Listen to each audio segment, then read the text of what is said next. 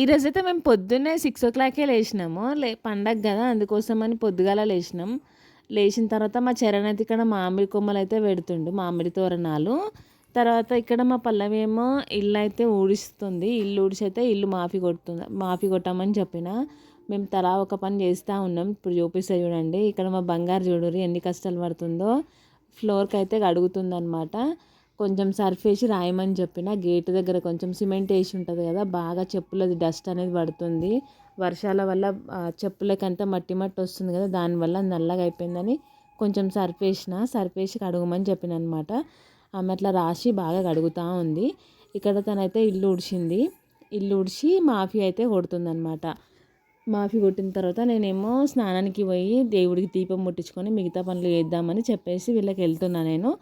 ఈమె మాఫీ కొట్టిన తర్వాత కడప కడుగమని చెప్పిన. పల్లవి కడప కడుగుతా అని చెప్పింది. తర్వాత బంగారేమో నేను వచ్చి కడుగుతా అని చెప్పింది. ఇక్కడ బంగారి అయితే కడప కడుగుతుంది. బంగారికి పల్లవి చెప్తుంది ఎట్లా కడగాలో అనేది చూపిస్తుంది అనమాట. అదే మమ్మీ ఈడ బొట్టు పెట్టాలా అని చూపిస్తుంది బంగారి. అది నేను కూడా చెప్తున్నా అనమాట. ఇట్లా సైడ్కి కూడా పెట్టాలి బొట్లు అని చెప్తున్నా. అడిగి బొట్లు అయితే పెట్టి తర్వాత కడప కడిగింది బంగారి. ఇంకా నేనేమో వెళ్ళి స్నానం చేసేసి దేవుడికి దీపం అయితే పెట్టేసుకున్నా.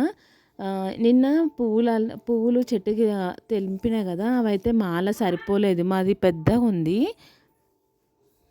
ఫోటో అయితే చాలా పెద్దగా ఉంటుంది. అందుకోసమని నేను కట్టిన పూలదండ అయితే సరిపోలేదు. అయినా సరే దేవుడికి అడ్జస్ట్మెంట్ చేసి అయితే అట్లానే దేవుడి ఫోటోకి అయితే కట్టేసిన. ఇంకా దేవుడికి అయితే స్వీట్ చేసేసి దేవుడికి నైవేద్యంగా పెట్టేసి దీపం అయితే ముట్టించేసిన. అయితే దీపం ముట్టియక ముందుకే ఇక్కడ నేనైతే వాకిట్ల ముగ్గు కూడా వేసిన. ఈరోజు నా చిన్ని ముగ్గు అదే అనమాట. తర్వాత దీపం ముట్టించేసిన తర్వాత టీ అయితే పెట్టుకున్నా.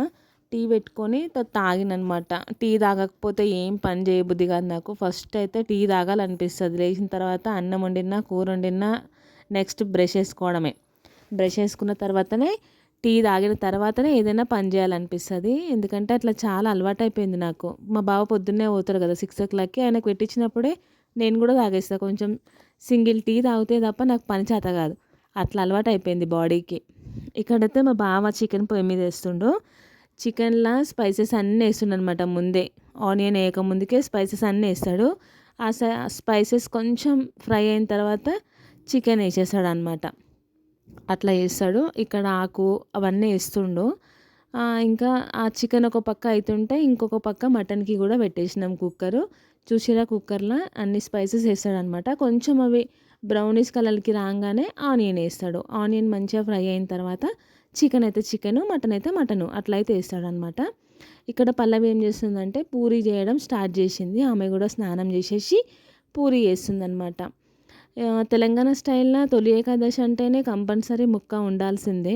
నాన్ వెజ్ అయితే కంపల్సరీ. ఇవాళ పెద్దలకు పెట్టుకునే వాళ్ళు కూడా పెద్ద మనుషులకు పెడతా అంటే వాళ్ళకి పెద్దవాళ్ళకి పెడతారనమాట నైవేద్యంగా. వాళ్ళైతే కంపల్సరీ ఈరోజు మిరపకాయ బజ్జీలు ఇంకా వడలు అవన్నీ కూడా చేసి దేవుడికి ఎక్కిస్తారు.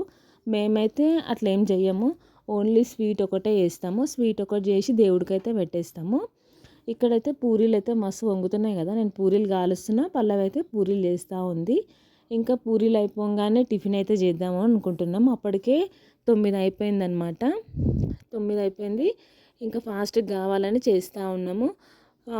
ఇంకా మటన్ కూడా పొయ్యి మీద ఉంది కదా.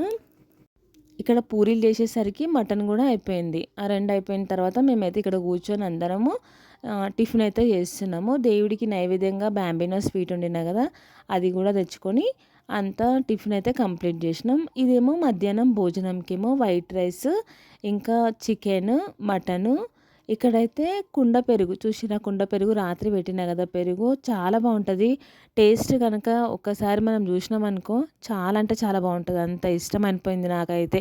ఇంకొకటి తీసుకోవాలి అబ్బాయి, ఇలాంటిది బాగుంది.